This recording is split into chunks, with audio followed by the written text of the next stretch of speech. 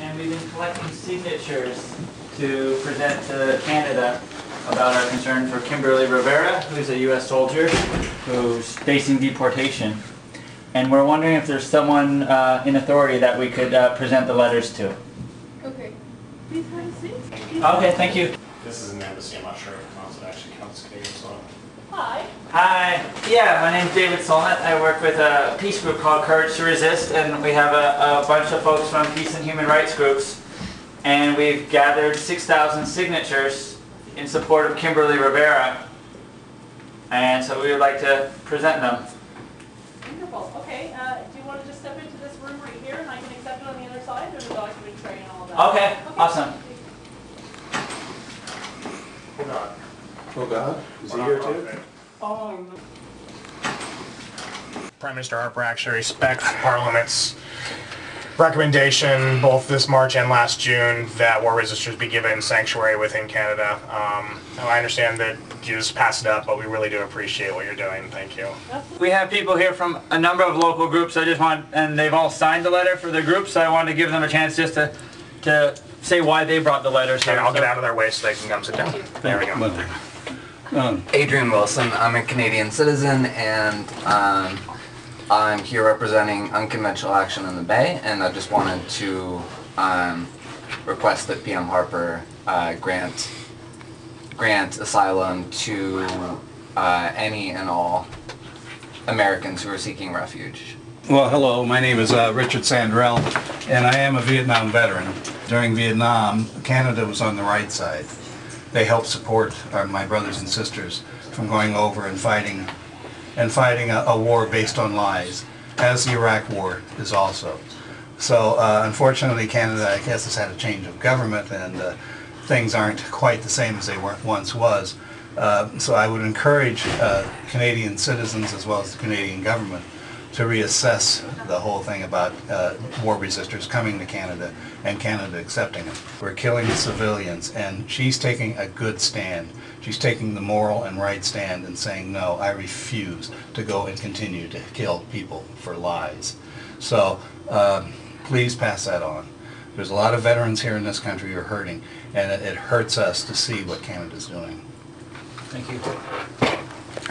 I'm Bob Mignola with the Courage to Resist Collective and the War Resisters League, and I also asked you to ask your government to let Kimberly Rivera and all U.S. war resistors have refuge in Canada. I understand there were 2 Parliament members who actually flew down to visit war resistor Robin Long after Canada deported him a year ago.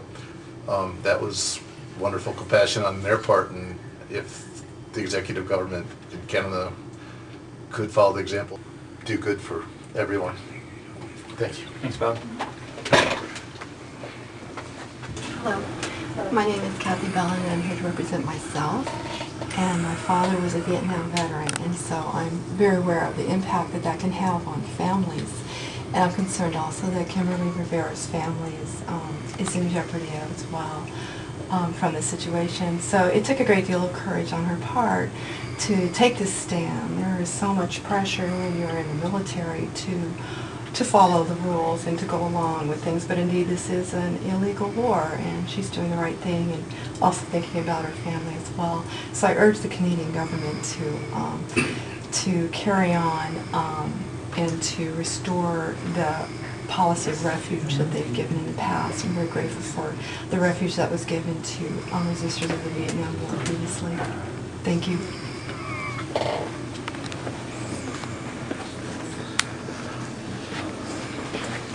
Hi, I'm here also to ask that Kimberly be allowed to stay. She shouldn't have to go back to the Middle East. She should be able to raise her children and live the kind of life that we all take for granted. And so I'm here to ask Canada, please let her do that.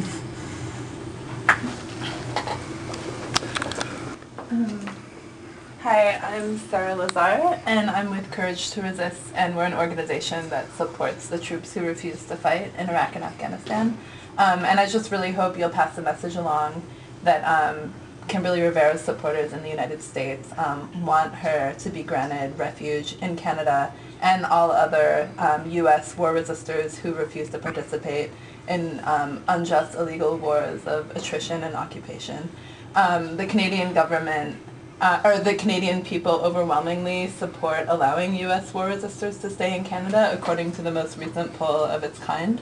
So I really hope that you'll respect the wishes of your own people and allow these people to have refuge in Canada. And I'm also a mother. I've raised 2 children, and I'm particularly moved by Kimberly's story because she made the decision to be a war resistor knowing that it could put her family under incredible pressure, you know, and put her family at risk for being divided and separated. Canada, please let Kimberly Rivera stay.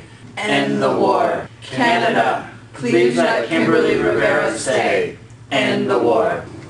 Her role as a mother is also equally important in taking care of her young children. And I know how important that role is, and I beg of Canada to really do the right thing in this situation and you know, support all war resistors. That's the real right thing to do, but this is a particularly critical case because her young children are at risk. I understand that Kimberly could be put in prison for 4 years and be separated from her family. Her husband could also be put in prison, and her children would be put in foster homes. And this would be a real crime for Canada to allow this to happen. So I beg of Canada to do the right thing in this situation.